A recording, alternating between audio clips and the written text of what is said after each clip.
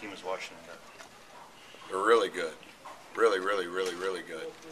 They're the 10th fastest team in the country. They have 6 guys that average 9 points or more. They have 4 future NBA draft picks. Unbelievably talented. They're playing for Coach Romar's 200th win. And statistically, they do some astonishing things offensively. So they've been in New York for 2 days. We're the matinee game before their game against Duke. It was planned that way, and so they'll be chomping at the bit, I assume, to play us. Plus, how have your freshmen earned their spot in rotation? How have they earned your trust and respect so far? I think that's evident by the time that they've been playing. You know, I think I'm probably different than most. I think a lot of coaches get caught up in guys' skill set, talent level, and athleticism. I probably don't pay attention to that as much as I should. Those guys have earned a great deal of things way more important than playing time by what they've done since the first day of school, August the 29th.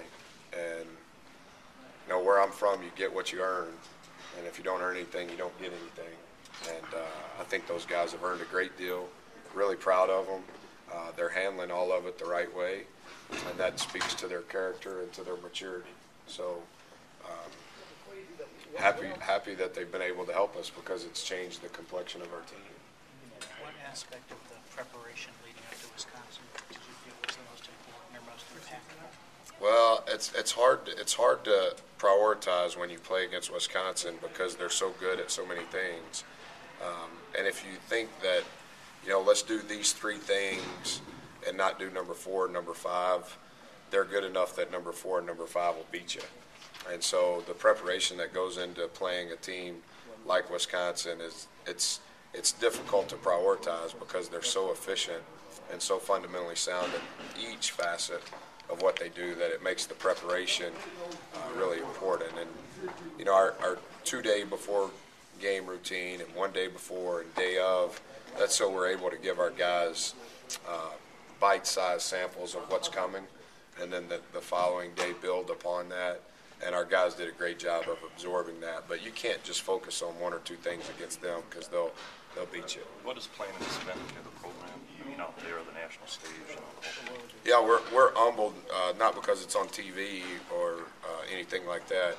We're humbled that the Jimmy V Foundation would even ask us to do it. I've gotten to know some of those people within that organization. Coach Valvano's brother and Dick Vitale is very involved in the things that he does to support that. So we're thankful just to be a part of it.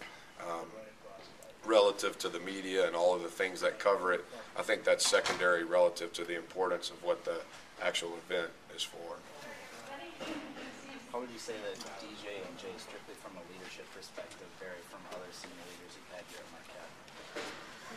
Well, I think the thing that helps them is DJ, for sure. DJ is the only guy other than Jimmy that's been around me for 3 years. And, you know, you talk about Jarrell, you talk about our 10 seniors, only 2 of those guys have been with me for 3 years, Jimmy Butler being 1 and DJ being 2. And so I think just that in and of itself probably trends towards the younger guys picking up what my expectation levels are quicker, just because DJ has been through it literally from where those guys were at. As I've said before, Jay is the most instinctive guy that I've ever coached, and he and I formed a really unique relationship at a very fast pace, considering how I got to meet him. And, you know, he committed and signed and never came on a visit, and but it was because of all the things that set up our relationship. And so I'm really close with both of those guys. It's hard to compare. You know, DJ's been here 3 years. Jay is here with his 2nd year. So I think the thing that helps my relationship with DJ is just the length of time that we've had the relationship. Same thing that happened with Jimmy. You know, prior to these 7 games and 28 practices, Jimmy had been a part of every game and every practice since I'd been the head coach. And so DJ's got a little bit of that in him now, there may be 6 or 7 possessions that I don't say something to DJ now, and that's a dramatic turnaround from his first 6 or 7 possessions here as a sophomore. So I think the combination of those guys, they're different in personalities, but they're very similar in their thought processes, and their thought processes have continued to trend towards they think like I think, and I think that's healthy. Even if I'm wrong, at least we're all wrong. Jeez. Go ahead. Coach, you said you always wanted to play at your pace in your game. It seems like you get to do that against Washington a little bit more. How is it different from the Wisco game? Washington plays really fast. They play a lot faster than we do.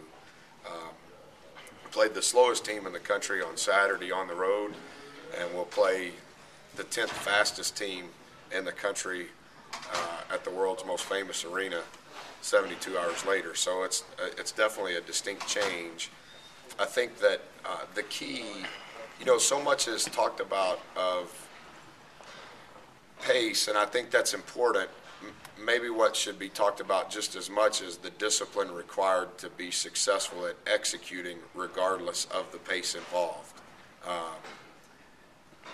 Wisconsin was averaging 56 possessions a game going into the game, and they played a 72 possession game against us, by far the fastest they had ever played this year. So it is pace.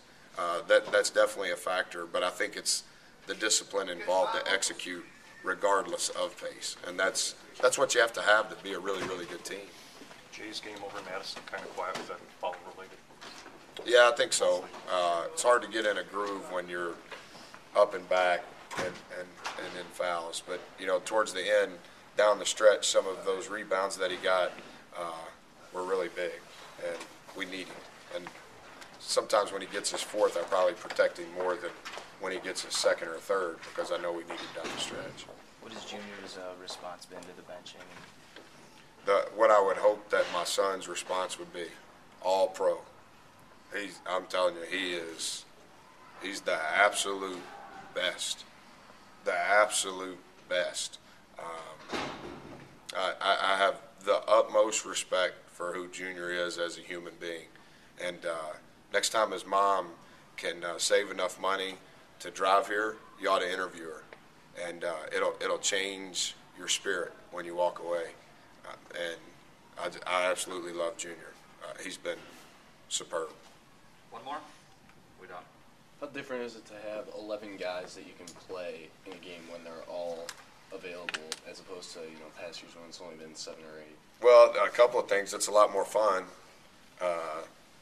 You probably think I can coach better now because there's more weapons to choose from, too. And I think it creates a really tight bond. What ends up happening, they say, be careful, don't get too many guys because you can't please all of them. And that's so short-sighted in people's thinking. If your value is only predicated on the minutes you played, you're not any good anyway. Your value is relative to what you give the program and what the program gives you.